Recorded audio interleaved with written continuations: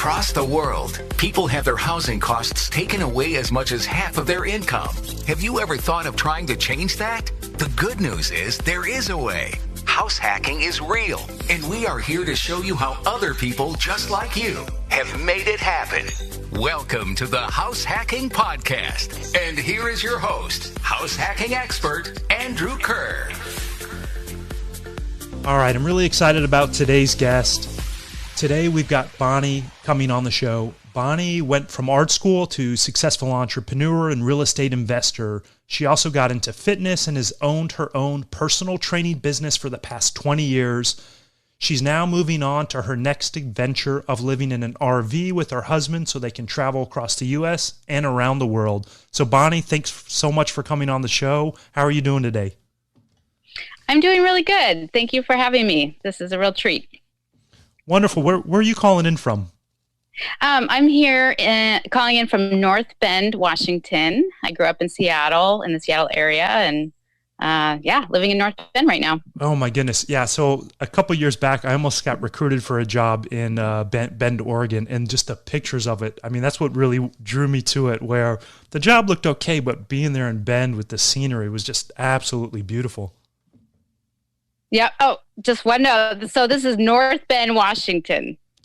Oh, different Bend. Okay. So I know it's confusing, but North Bend is sort of east, about 45 minutes east of Seattle, and we'll get into the other story in Bend, Oregon. But okay. So you also Bend, Oregon as well. All right.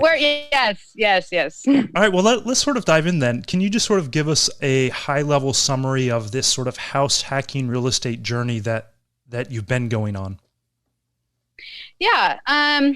Well, it kind of started where we got lucky enough to buy our first home, me and my husband, in the Seattle area in 2010. So we had a really good start to our real estate career. We got a FHA loan and we did a 203K rehab on it. So we were able to take a house and remodel it and live in it for about 8 years. And we own a business together, and we kind of thought we wanted to invest our money, some of our profits from the business into real estate. So we kind of thought, we had a garage, and we thought, maybe we'll turn that garage into a rental. But it wound up that we bought another house in Bend, Oregon, and just made it an immediate rental, and thought maybe we were going to retire there one day. And so we do have a rental house in Bend, Oregon as well.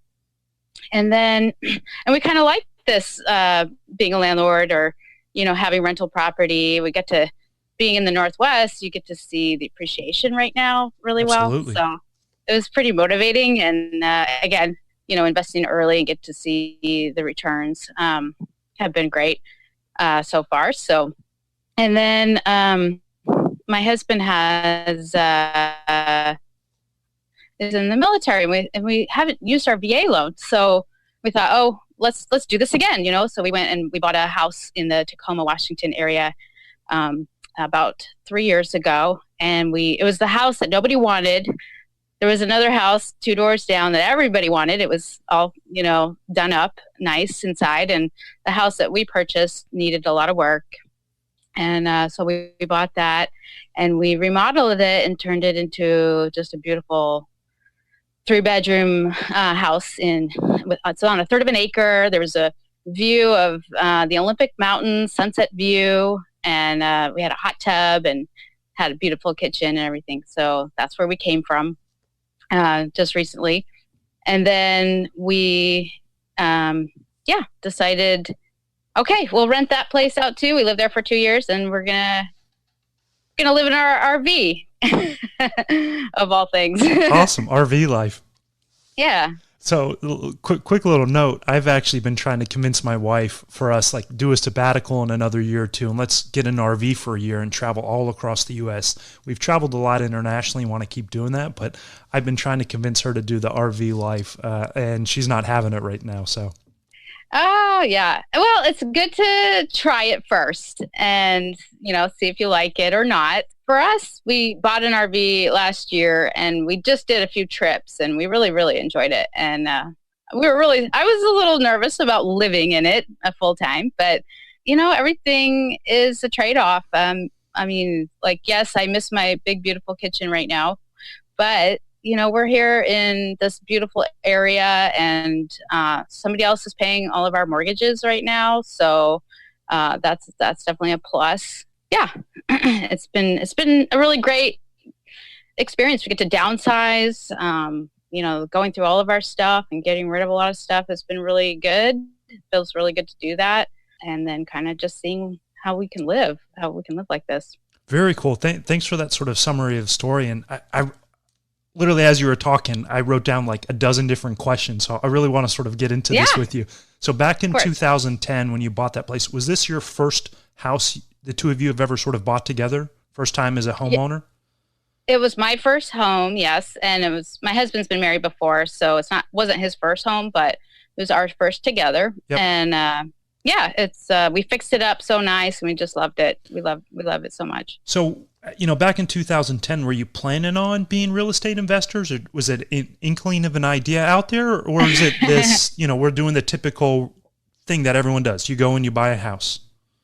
Yeah, exactly. We went and we were going to buy a house. That's what we wanted, a place to live together. And we had no idea we were going to be real estate investors. Although the contractor that did our house became our friend. And he was super inspirational. He had 13 rental properties and he kind of gave me a lot of advice. I'm in a networking group for my business. So I'm friends with a mortgage broker and a property manager I sit next to every week. And between the contractor and the mortgage broker and the property manager, I became really, had a lot of support about becoming a landlord and doing rentals. So what was that business networking group that you were part of? It's a BNI group, Business Networking International, and I'm in the West Seattle chapter. So that's awesome. I mean, you basically, I think there's no better way to luck out if you're trying to be part of a real estate investor. Like, oh, I've got all these people on my network I never really thought about. I've been talking with and sharing meals with, and now, like, you literally had the Rolodex that every new real estate investor wished they had. Absolutely. I mean, the mortgage broker told me, he said, hey, why don't you just buy another house? And I thought, well, can I even do that? I didn't even know that I could even do that. And he's like, sure, why not? And he just, he just said, why not do that? You want to live in Bend one day, why not buy the house? Yeah, that's really, really awesome that they were there to help sort of coach you through all of that. So, you had mentioned you did this FHA 203K loan. That not everyone knows about that. Can you explain just a little bit about that style loan, and then why did you pick that type of loan?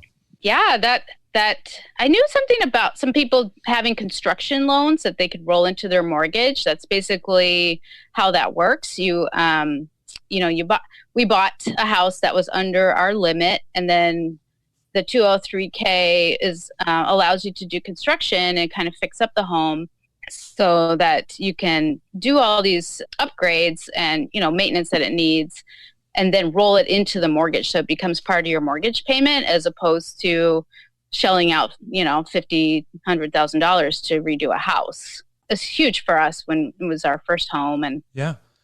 So then you bought the house with the FHA 203K loan. With that loan, how much did you actually have to put for a down payment on the home?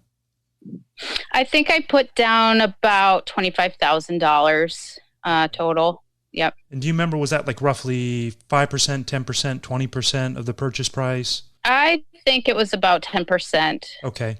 And was part of that for the normal down payment and a contribution towards the renovations, or how was that all broken up? Do you remember? So, it's all together. So you have one big mortgage, and then I just put the money down on that. And so it really just gets all rolled in together. Awesome. So now you bought the property, you closed on it. Did you live in it while work was being done, or get all the work done first and then move into it afterwards, or how did all that work out? So we had places to live. So we didn't have to live through the construction, actually. So we had places to live where we could move in afterwards. But that wasn't really the case with our last home. So we have lived through construction before, but in that house, we did not. Great. And how long did you end up living in that house total? About 8 years. Okay. And it's now a rental property? And then now we rent it out. Yep. It's been great. We've been renting it for the past 3 years or so, 2.5, 3 years. Yeah. All right. So tell me a little bit, have you refinanced the property since then, or do you still have that original FHA loan on the property? About 2 years in, we did refinance it. We got a real low, we're at 3.25% right now for our interest rate. And did you do a 30-year loan or 15-year loan? We did 30-year loans. Yep. And then that got rid of your mortgage insurance, or was your loan to value high enough where you could get rid of it, or did you still have to have some mortgage insurance? We did not get rid of it. Okay. And then did you see a drop in your payment, though, from the FHA loan to when you refinanced, or was it sort of even? Yeah, it was sort of even. It was a little bit lower, but we were able to take some money, and you know how you skip the month of payments. Yep. You're able to take that money. We put it towards our wedding, actually. So oh, cool. We were able to use it a little bit in that way. Awesome. So do you remember roughly what your mortgage payment is running right now on that? And does your mortgage payment include the taxes and insurance? Yeah. So our mortgage payment on that is about $1,700 a month. What are you actually getting in rent for that property now? So right now we're getting about $2,000 a month, and we've actually are keeping it like that every year because we absolutely love our renter. And we want to keep her there as long as possible. That's one of the things I don't think people realize is, I think it's good to try to do incremental increases in your rent. But if you've got a really good tenant and you lose them, you've got a month of vacancy while they move out, you clean it, fix anything up, find the new tenant, and that costs you a couple $1,000s. So, in your case, if you were to even be vacant for 1 month, that's $2,000, where to make that up, you'd have to have a pretty big rent increase to offset that over a longer period of time. So I love that. I do a lot of the same thing with my rentals, very nominal increases, or if it's a really great tenant, I really work with them because it's cheaper to keep a good tenant than it is to go find someone else and do a higher rent increase. Yeah, absolutely. And I know this because we have our house, we rent our house in Bend, Oregon, and we turn over those tenants pretty quickly.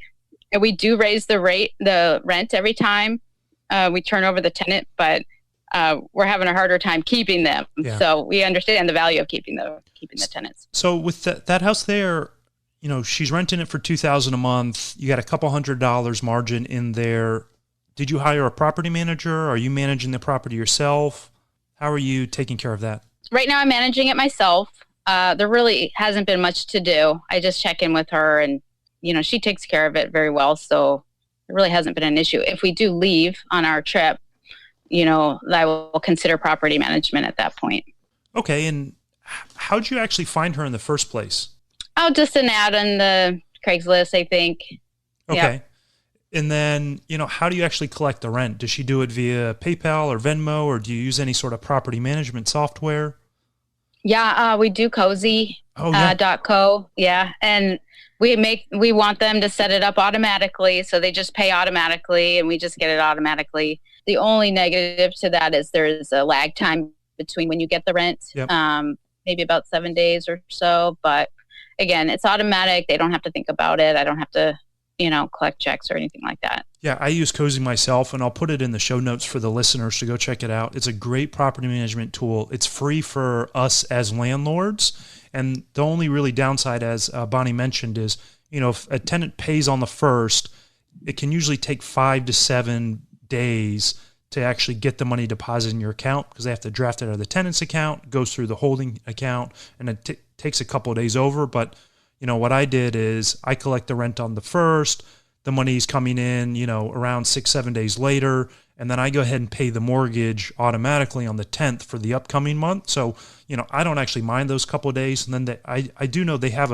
if you want the money quicker, they have an accelerated option where you could pay a couple bucks to get it quicker as well. Yeah, but overall, I really love Cozy. Lets you do the screening, doesn't really cost us anything.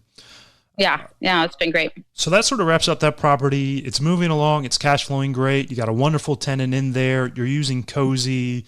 You bought this pure rental property in Bend, Oregon.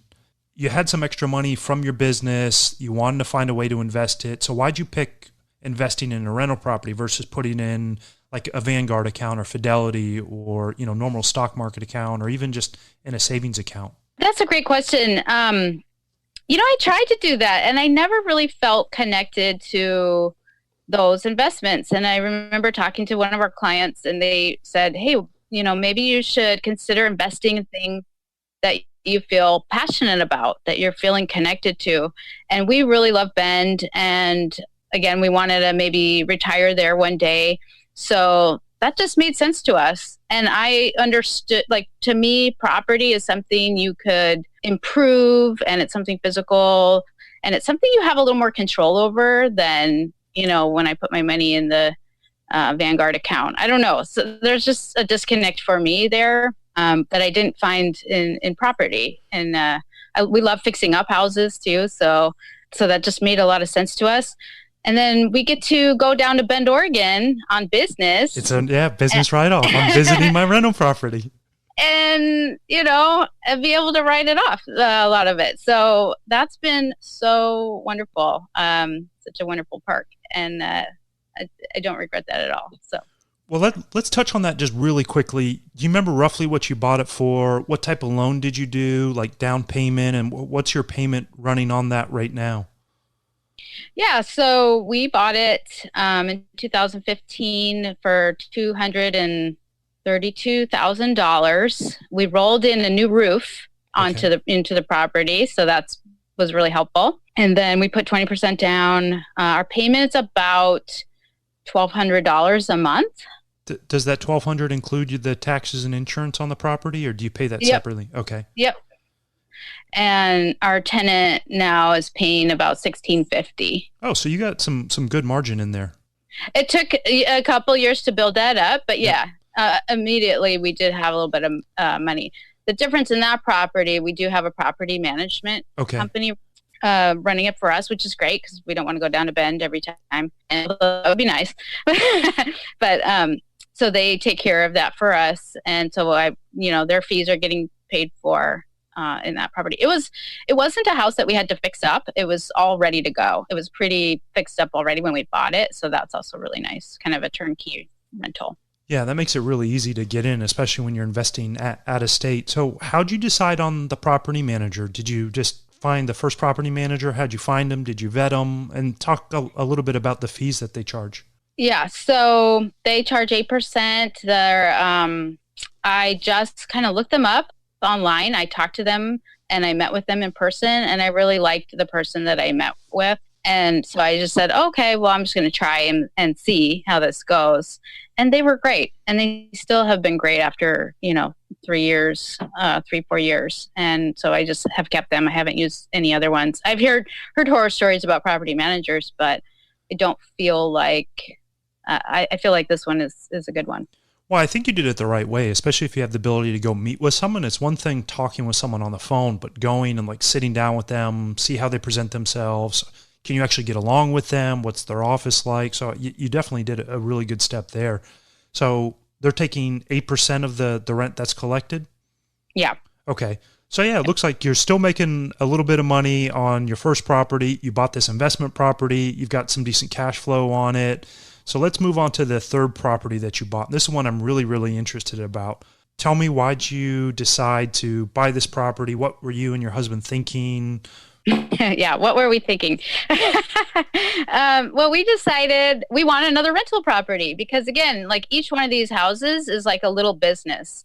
And for us, again, we got to see the appreciation grow. We got to see somebody else pay down our loan, and we get the tax benefits as well. So, and a little bit of cash flow. And so we thought, hey, let's do this again. And then it just dawned on me that my husband had not used his VA loan and that we should do that. And so there was a little bit of, we had to prove his VA status and that he didn't already have a house. There was a lot of hoops we had to jump to get this VA loan, but then we got it.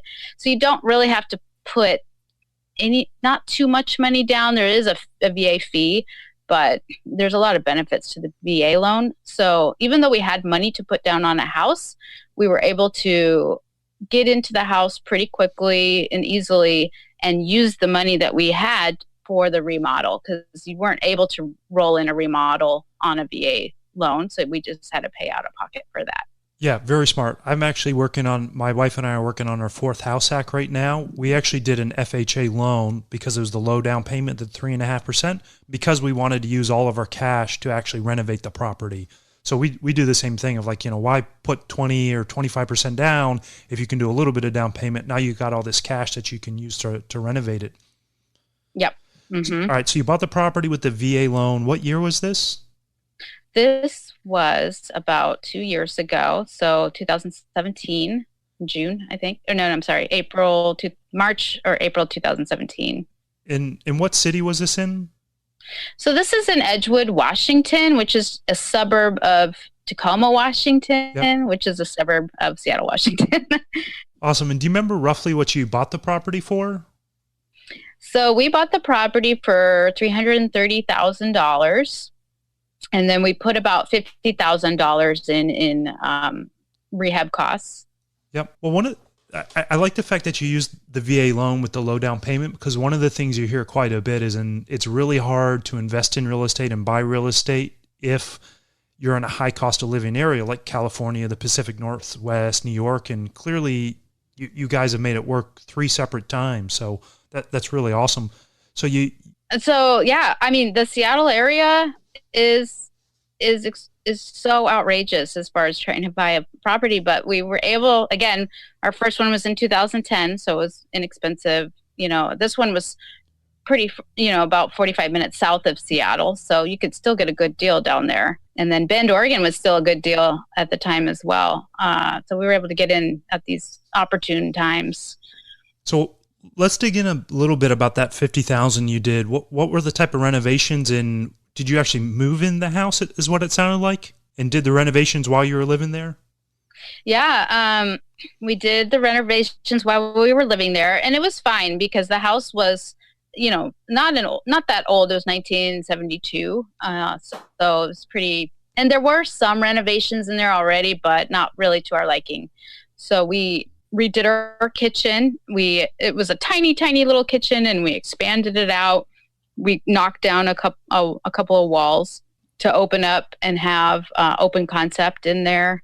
There was carpeting in there, and we redid all the hardwood floors, put in hardwood, and then we painted everything.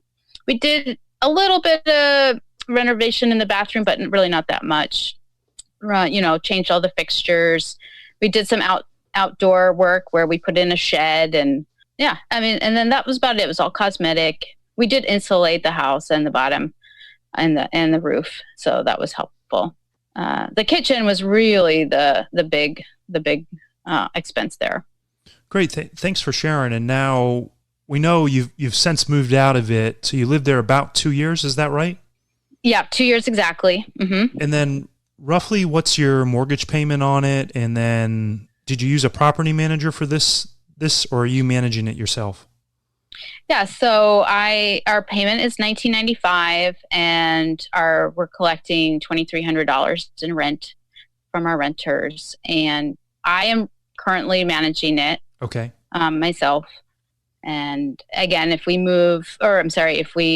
travel or go out of town, I'm going to talk to each of the tenants and see how comfortable, most of the tenants probably don't want a property manager. And I feel like to go through a third party to, get things done. So I'm going to talk to them and see if they feel comfortable not having a property manager, even if we're out of town, and being able to kind of, go get a plumber if we need a plumber, etc. So.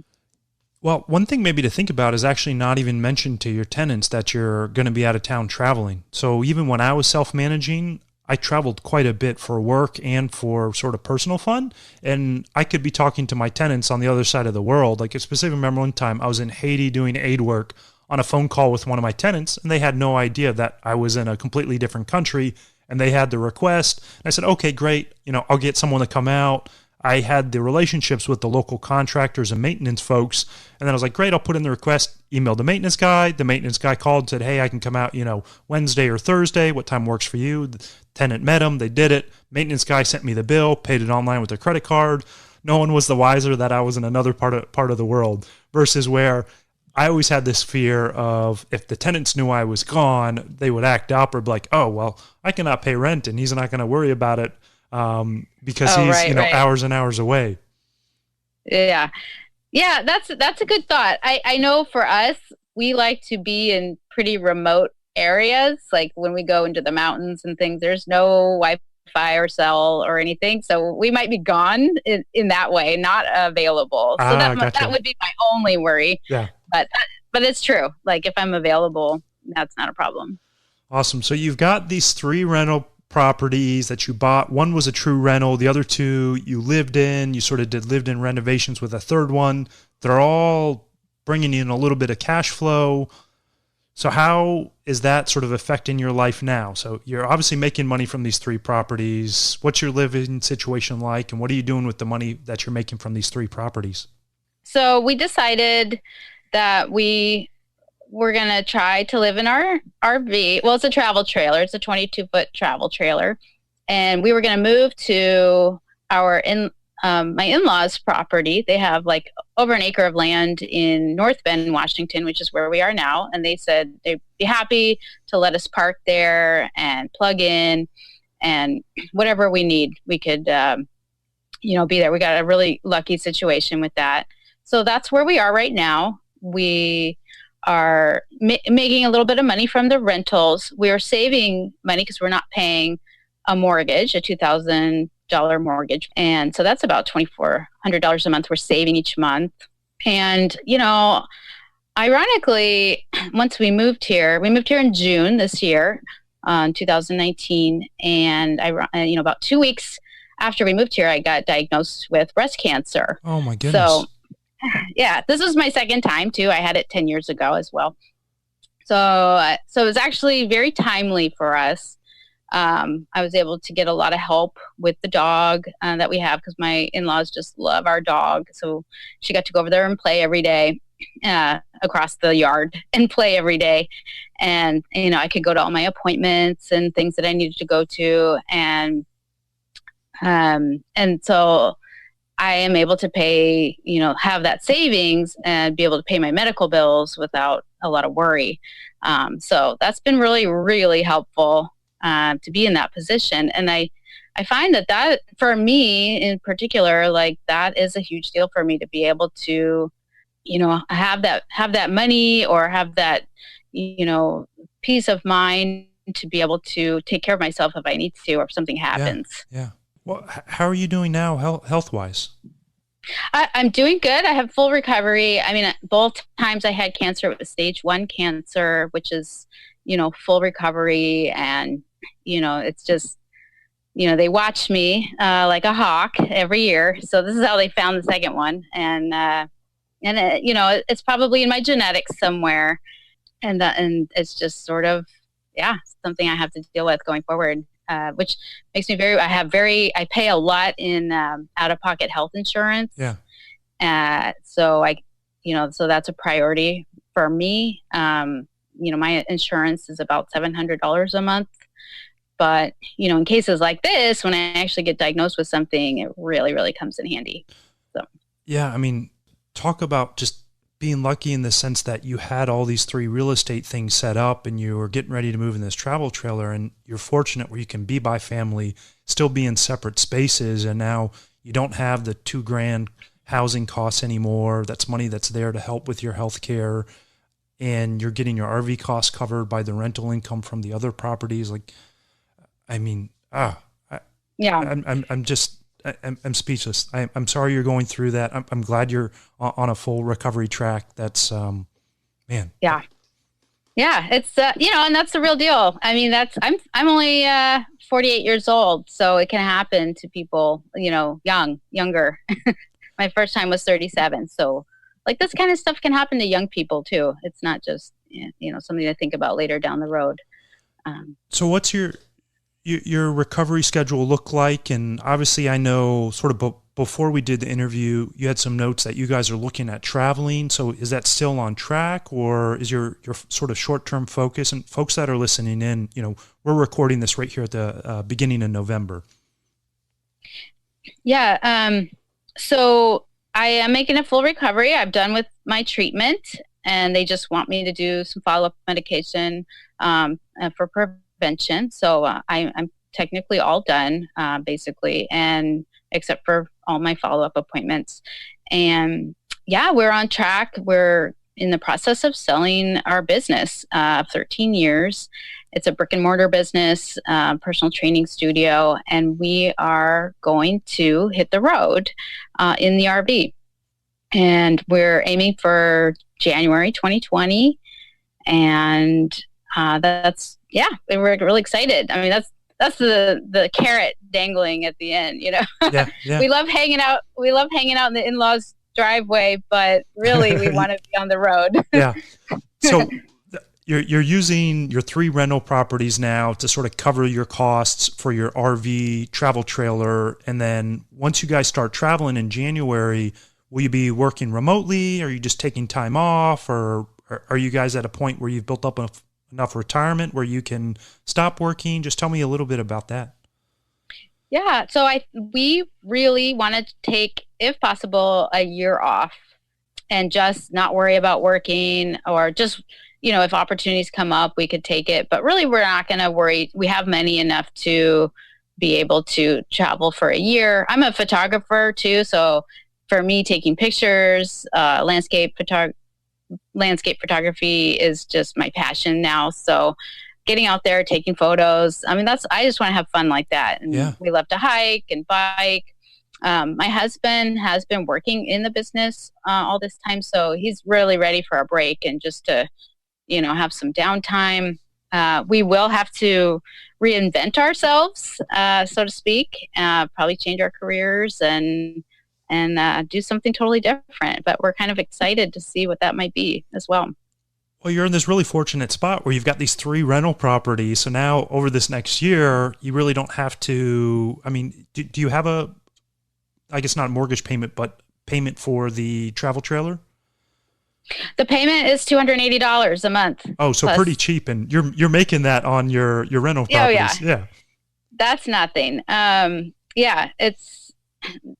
nothing for us, but yeah, we're I have money saved just from over the years, and we're selling our business, so we're gonna have money from the sale of our business, which we can use to live for a while. So have you read any of the blogs about couples that are traveling or families that are doing the sort of RV life for any period of time? Have you dove into that world at all? Oh, of course. Yes. Oh, yes. I listen to all the podcasts and everything. The RV Entrepreneur is big. I've listened to all of that. Also a lot of the fire, I listen to the fire podcasts and they all kind of talk about, RV life is sort of an extension of this at times for people. Yeah. So are you thinking of documenting your travels at all? I mean, obviously you're a photographer, so I feel like this almost goes hand in hand where you love taking photos, that's your world, and you're going to be traveling. I'm hoping you're going to create a website or you're going to do something to document this, because I, for one, would love to follow along. Yes, definitely. We are working on that. It's travelingsailors.com, and I'm going to be posting my photos on Instagram and on the blog, and I do want to write about our travels. I know I'm a better photographer than I am writer, but so hopefully the pictures will speak for themselves more so. But yeah, I'm super excited to put that together and share our experience. Yeah, that's very exciting. And I'll be sure to put the links to your website and Instagram, social media, all in the show notes for everyone. But yeah, I'm definitely going to check that out once you start traveling. So yeah, I mean, I almost don't know what to say. Like, you've got this really awesome story. I mean, over this past sort of since 2010, when you bought your first property, you're entrepreneurs, run your own business, your first house together, you did this 203K loan. Instead of just buying the typical cookie cutter house that's ready to move in, you bought a house that needed a little bit of work to make it your own. You were passionate about real estate, so you decided to invest money there. Then you did a VA loan and this sort of live-in renovation. Now you've got 3 rental properties to sort of cover your cost for your travel trailer over the next year when you take this sabbatical. I mean, you've had ups and downs along the way. I mean, it's just an amazing story. I'm glad you were willing to share it with us.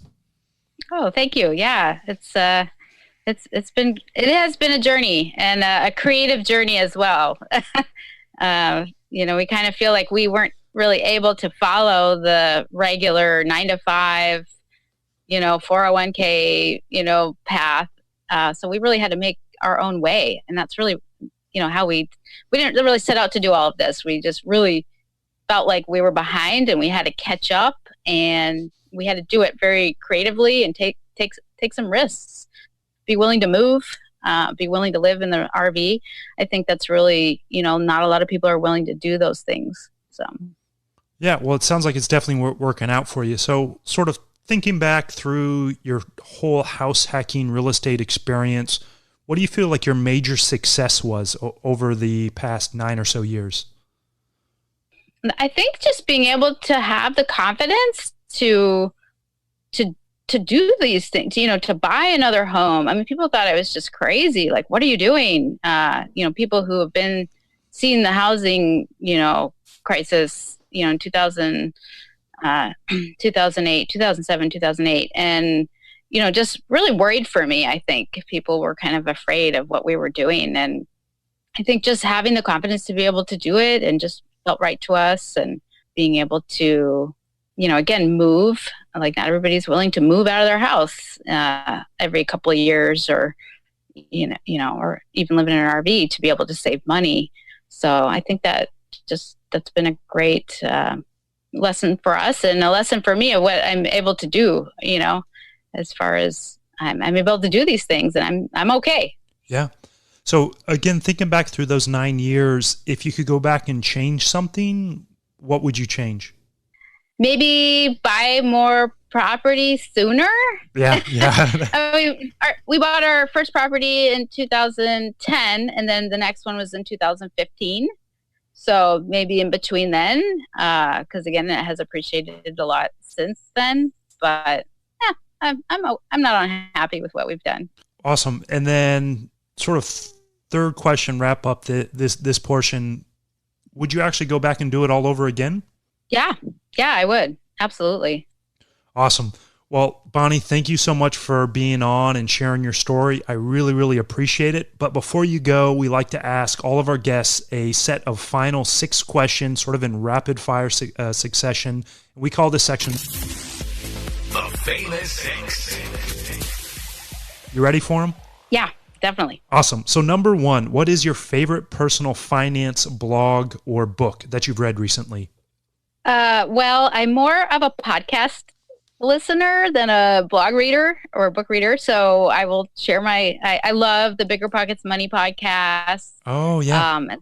Choose FI podcast. Those are my go-to personal finance podcasts. Great. And then the second question is, what is your favorite real estate related blog, book, or podcast? And then maybe I'll modify this slightly for you. If you don't have a real estate related one top of mind, what's been your favorite RV related podcast or blog? I actually do. Bigger Pockets to start has been instrumental in helping us with our rentals as well. So I would say Bigger Pockets for real estate, RV Entrepreneur for the RV podcast. So helpful, both of them. Yeah, I think Bigger Pockets is just the common answer that every single guest has been giving so far, and it's where I learned so much as well. So yeah, they have an amazing site. All right, number 3, what's been your favorite travel destination so far? I thought about this. I have to say it was a trip to the Grand Canyon, and we hiked down and did the Lower Canyon rafting trip. It was a 2-week trip, and it was unbelievable. Oh, that sounds awesome. It's hard to top that. Yeah. All right, so next question up is, what's next on your travel vacation list? And I want to modify this just slightly because you're about to get in an RV and travel all over the U.S. So like, what's one of the first places you want to get to, or what's sort of the top of the list for this coming year? So if we leave in January, we're going to head south and we'll probably go through Arizona, Utah, Arizona, head down to New Mexico. We want to hit the national parks that we haven't been to yet, and then maybe drive back up the California coast. So that's kind of our journey so far. That sounds like it's going to be a lot of fun. All right. So number 5, what is the biggest bucket list item that you haven't accomplished yet? That I have not accomplished. I think being financially independent. I've created passive income with my business, and I guess that's technically being financially independent while I have my business, but now I'm selling it. So, but being ultimately financially independent. I think that's my big bucket list at the end of the day. Yeah, that's a pretty solid bucket list item for a lot of folks. All right. And then number 6, final question is, what is your favorite life hack?